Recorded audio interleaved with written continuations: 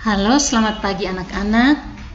Salam jumpa kembali bersama saya Ibu Erni dalam kegiatan pembelajaran kita pada pagi hari ini. Ibu harap anak-anakku sekalian yang ada di rumah sekarang dalam keadaan sehat, siap untuk mengikuti kegiatan pembelajaran kita pada pagi hari ini. Anak-anakku yang terkasih, sebelum kita mulai dengan kegiatan pembelajaran kita pada hari ini seperti biasa, sebagai umat beriman yang percaya kepada Tuhan, mari kita awali pertemuan kita pada hari ini dengan doa. Marilah kita berdoa. Dalam nama Bapa dan Putra dan Roh Kudus. Amin. Allah sumber segala pengetahuan dan kebenaran, kami bersyukur kepadamu karena Kau beri kesempatan belajar di sekolah. Bimbinglah kami agar kami dapat belajar dengan baik, terutama agar melalui pengetahuan yang kami peroleh, kami dapat mengembangkan diri secara benar sehingga hidup kami dapat berguna bagi semua orang yang membutuhkan kami. Demi Kristus Tuhan dan pengantara kami. Amin. Dalam nama Bapa dan Putra dan Roh Kudus. Amin. Anak-anakku sekalian, pada hari ini materi kita tentang peran sekolah bagi perkembangan diriku. Peran sekolah bagi perkembangan diriku.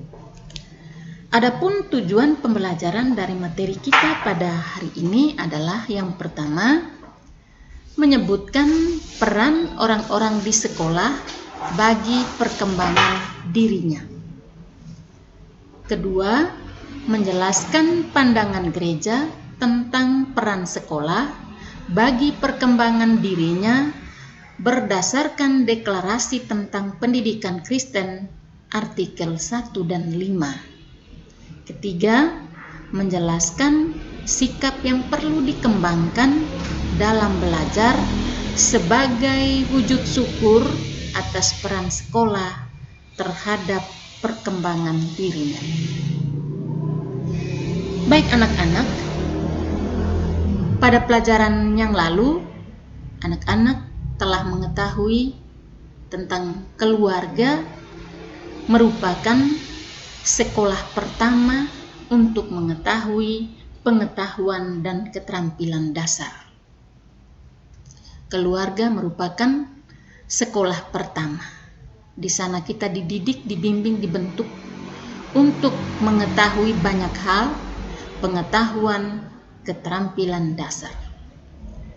Nah, kewajiban orang tua adalah mendidik anak-anak mereka.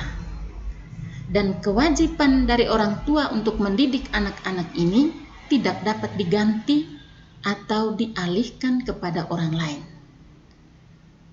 Punya tugas dan kewajiban untuk mendidik dan membimbing anak-anak itu adalah orang tua. Baik, siapapun yang ada di lingkungan sekolah kita. Sekarang anak-anak belajar di rumah. Sebelumnya ketika anak-anak ada di SD, tentu anak-anak tahu di sekolah itu terdiri dari siapa-siapa saja. Juga yang ada di lembaga pendidikan kita, karena hari ini kita berbicara tentang peran sekolah bagi perkembangan diri kita. Di sekolah kita juga ada yang namanya kepala sekolah dan wakilnya, ada guru dan karyawan, dan ada teman-teman. Semua ini berperan dalam proses pembentukan diri kita. Kepala sekolah, wakil kepala sekolah, bapak dan ibu guru, karyawan karyawati, ada pegawai, ada security, ada bagian membersihkan lingkungan sekolah, ada teman-teman. Semua ini berperan dalam proses pembentukan diri kita. Mereka masing-masing mempunyai peran yang tidak pernah dapat dilupakan sesuai dengan tugas dan fungsinya. Sekarang anak-anak sudah ada di kelas 7. artinya sudah di SMP tingkat yang lebih tinggi. Ketika kamu berada di SD dulu, kamu mengenal siapa nama kepala sekolah, wakil kepala sekolah, bapak dan ibu guru yang mengajar kamu, pegawai yang ada di sana, cleaning service, mungkin ada satpam, itu semua kamu mengenal mereka. Dan mereka-mereka ini punya peran yang tidak dapat kita lupakan. Mereka punya tugas dan fungsi untuk kita sebagai anak sekolah ketika kita belajar di sekolah itu. Yang berikut, sekolah mempunyai fungsi istimewa. Sekolah itu mempunyai fungsi istimewa. Sekolah merupakan sarana yang sengaja dirancang untuk melaksanakan pendidikan. Lalu yang berikut, adapun tujuan dari pendidikan itu apa? Nah, tujuan dari pendidikan itu terdiri dari 4. Yang pertama, tujuannya adalah pembinaan pribadi manusia yang seutuhnya. Di keluarga kita sudah dididik di sana, kita sudah dibimbing di sana menjadi manusia yang utuh. Nah, setelah dari keluarga kita masuk pada bahwa kita ini juga berada di dalam satu lembaga pendidikan. Di sana kita juga dididik, kepribadian kita dibentuk untuk menjadi seorang manusia yang utuh. Lalu yang berikut tujuannya adalah pribadi yang utuh tadi yang jasmani maupun rohani. Bukan hanya yang jasmani saja, tapi juga yang rohani. Lalu yang berikut, baik sebagai makhluk pribadi maupun sosial. Di sana kita bertemu dengan teman-teman yang juga berasal dari latar belakang keluarga yang berbeda-beda. Nah, kita dididik, dibimbing, dibentuk di satu lembaga pendidikan itu.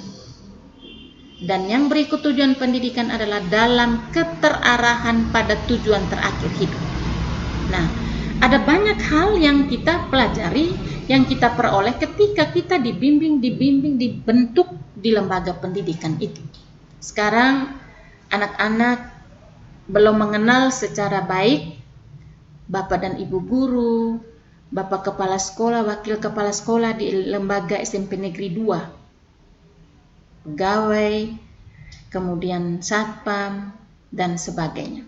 Karena kita masih belajar dari rumah.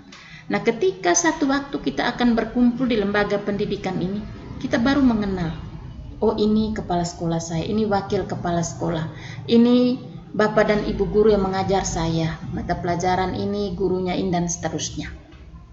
Nah, di sini kita mendapatkan banyak hal. Kita dididik, dibimbing, dibentuk di sekolah ini. Dan juga kita pun akan berkumpul atau akan bergaul dengan teman-teman yang tadi saya bilang berasal dari latar belakang keluarga yang berbeda. Di sini kita menjadi satu. Sehingga engkau mulai memilih, oh saya punya teman yang ini, lalu ada yang teman yang sangat akrab, yang dekat, dan juga teman-teman hanya karena sekelas atau berasal dari satu SD yang sama atau bagaimana.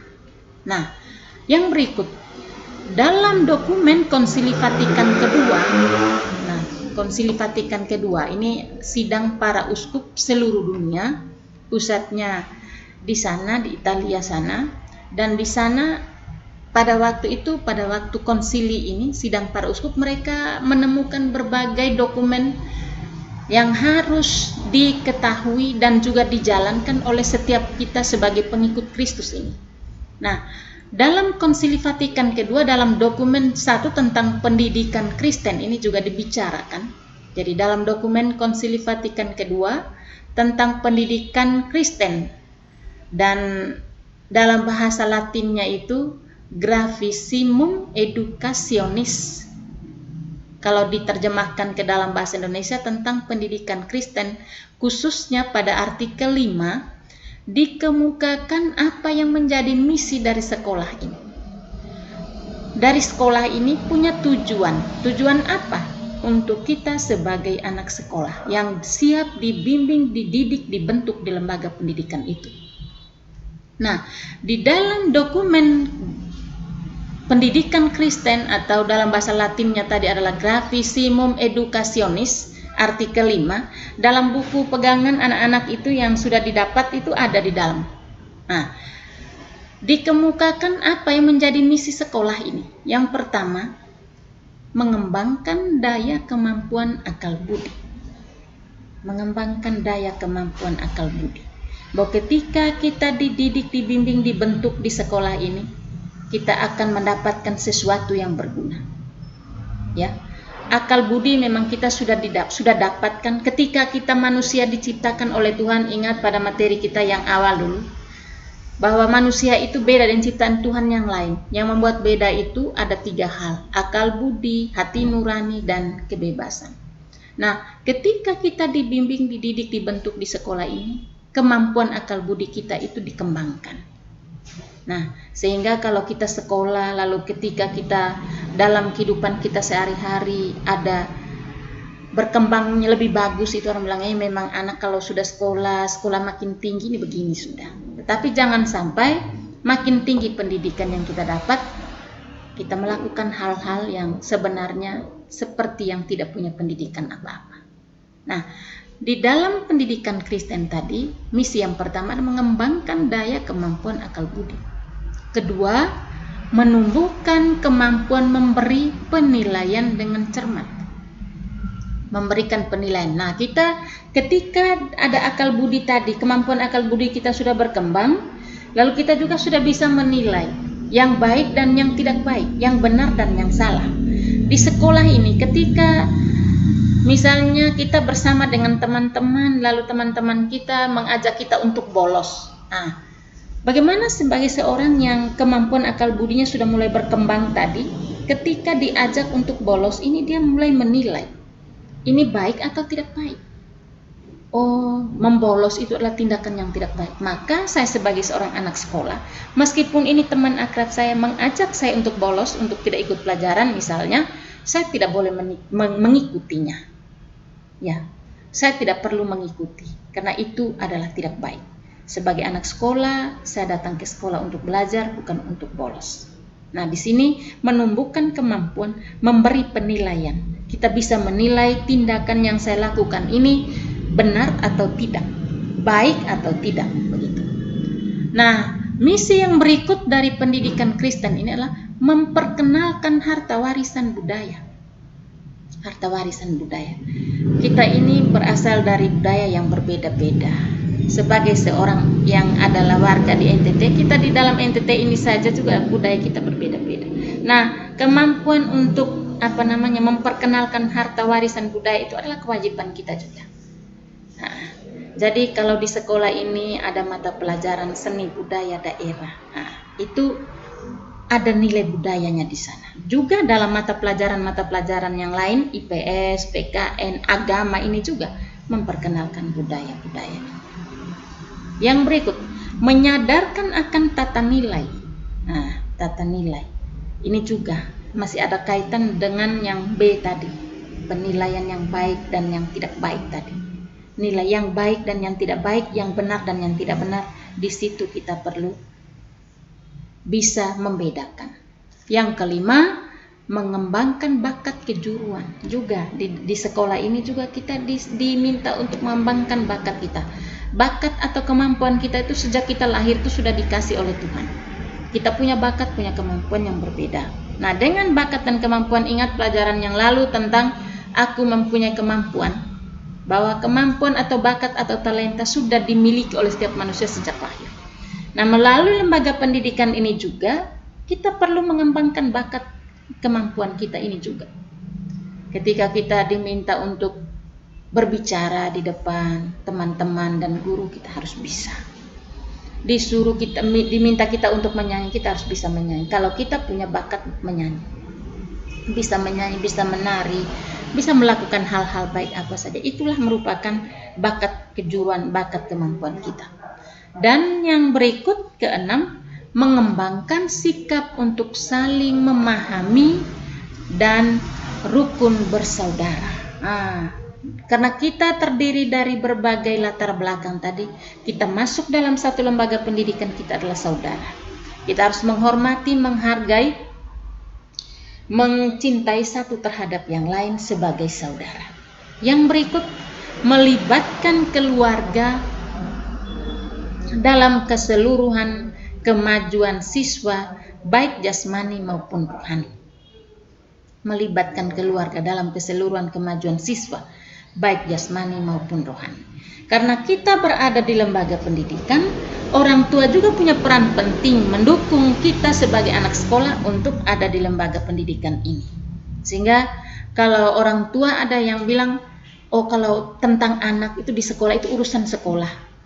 Orang tua tidak tahu menahu tentang itu. Ketika anak tidak bisa misalnya nilainya rendah, lalu panggil orang tua datang ke sekolah untuk menghadap guru mata pelajaran atau balik kelas, lalu orang tua ada yang cuci tangan. Woi, kan ini anak itu kan sekolah toh, kan dia di sekolah toh, dan bapak ibu guru kenapa harus kasih tahu kami lagi? Tidak. Dalam pendidikan Kristen tadi ini ada satu nilai di dalam, ada melibatkan keluarga dalam keseluruhan kemajuan siswa, baik jasmani maupun rohani. Meskipun anak ada di sekolah, tapi waktu untuk anak ada di sekolah itu terbatas. Kita kembali lagi materi yang lalu tentang peran keluarga. Orang tua punya peran baik di rumah maupun ketika anak ada di sekolah, mendukung anak itu dengan berbagai cara dan hal untuk mendukung anak, untuk anak bisa bertumbuh, berkembang menjadi manusia yang baik. Kemudian yang berikut, yang terakhir, memajukan hidup bermasyarakat, berbangsa dan bernegara. Memajukan hidup bermasyarakat, berbangsa dan bernegara. Di sekolah ketika anak-anak belajar mata pelajaran PKN, IPS, itu di sana kita diajarkan bagaimana kehidupan kita sebagai anggota masyarakat, sebagai warga negara, dan juga sebagai anggota masyarakat juga, di mana kita ada dan kita hidup. Baik anak-anak, materinya sampai di sini. Untuk lebih jelasnya, Ibu minta supaya anak-anak bisa melihat kembali di dalam buku halaman 66, peran sekolah bagi perkembanganku. Dan hari ini Ibu tidak kasih tugas. Tugasnya Ibu minta supaya meringkas materi ini, baca untuk persiapan ke depan ketika menjelang ujian akhir semester atau penilaian akhir semester. Kita akan ada ulangan satu kali lagi. Nah, saya tidak kasih tugas. Nanti anak-anak membuat ringkasan, mencatat materi ini dalam buku catatan, sehingga dengan mencatat anak-anak bisa mengingat-ingat materi ini. Kemudian materi untuk minggu berikutnya, untuk minggu depan, kita akan berbicara tentang peran gereja bagi perkembanganku. Peran gereja bagi perkembanganku. Baik anak-anak, sampai di sini pertemuan kita hari ini. Tetap belajar, jaga kesehatan, dan tetap di rumah saja. Baik, mari kita akhiri pertemuan kita hari ini dengan doa. Marilah kita berdoa dalam nama Bapa dan Putra dan Roh Kudus. Amin. Ya Allah Bapa yang penuh kasih, kami bersyukur kepadamu atas Bapak dan Ibu guru, sebab melalui kasih sayang mereka, Engkau menyayangi kami, mendidik, mendampingi, dan menuntun kami menemukan dan memahami kebenaran-Mu. Semoga pelajaran hari ini menyadarkan kami untuk selalu setia dalam pengajaran mereka dan selalu hormat atas pelayanan mereka. Demi Kristus Tuhan dan Guru ilahi kami. Amin.